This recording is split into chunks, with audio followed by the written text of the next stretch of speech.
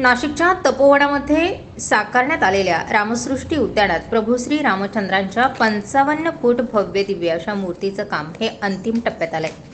लवकरच तपोवनात प्रभू श्री रामांच्या मूर्तीचं अनावरण होणार असून रामसृष्टी उद्यानाच्या सौंदर्यात प्रभू श्री रामांची मूर्ती भर घालणार आहे। संपूर्ण देशातून नाशिकमध्ये पर्यटनासाठी हजारो भाविक येत असतात। यामध्ये रामकुंड, त्र्यंबकेश्वर, आनंदवली, सोमेश्वर त्याबरोबरच कपिला संगम, रामसृष्टी उद्यानालाही आवर्जून भेट देत असतात। प्रभू श्री रामचंद्रांच्या 55 फूट साकारलेल्या मूर्तीचे शिल्पकार गौरव तपकीर यांनी या मूर्तीबाबत माहिती दिली आहे। मूर्तीबद्दल ही प्रभू श्री रामचंद्राची पूर्णकृत मूर्ती आहे। हिचं पूर्ण हाईट हे 55 फूट आहे मूर्तीचा। खालच्या चबुतऱ्याची हाईट वेगळी आहे। ही पूर्ण FRP मध्ये बनवलेली मूर्ती आहे। हिच्यामध्ये आम्ही पूर्ण कॉन्क्रिटीकरण केलेलं आहे।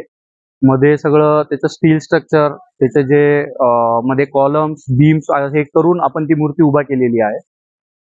आणि मला असं वाटतं ही नाशिक मधली सगळ्यात मोठी मूर्ती असेल प्रभू श्री रामचंद्रांची। किती दिवस लागले मूर्ती बनवायला? मूर्ती बनवायला आम्हाला साधारण ही 8 ते 9 महिने लागलेले आहेत मूर्ती बनवायला। इथे आणली कशी ती मूर्ती?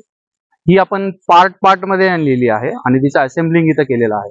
आम्ही ही मूर्ती औरंगाबाद मध्ये बनवली आणि तिथून ही इकडे आम्ही शिफ्ट केलेली आहे। संभाजीनगर मध्ये बनवून इकडे नाशिक मध्ये आम्ही त्याला इन्स्टॉल केलेलं आहे। मूर्तीचं लोकार्पण साधारण किती दिवसात होईल काही अंदाज? साधारण येणाऱ्या 1-2 दिवसामध्ये मूर्तीचं लोकार्पण होऊन जाईल। काम पूर्ण झालंय?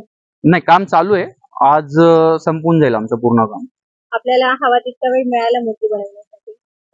हो, आम्हाला हवा तेवढा वेळ मिळाला आहे। कट टू कट वेळ मध्ये आम्ही ते बनवलंय। मूर्तीच्या आतील भाग हा संपूर्ण स्टीलमध्ये तयार करण्यात आला असून 55 फुटांची ही मूर्ती छत्रपती संभाजीनगर येथे 8 महिन्यांपासून बनविण्याचं कामकाज सुरू होतं।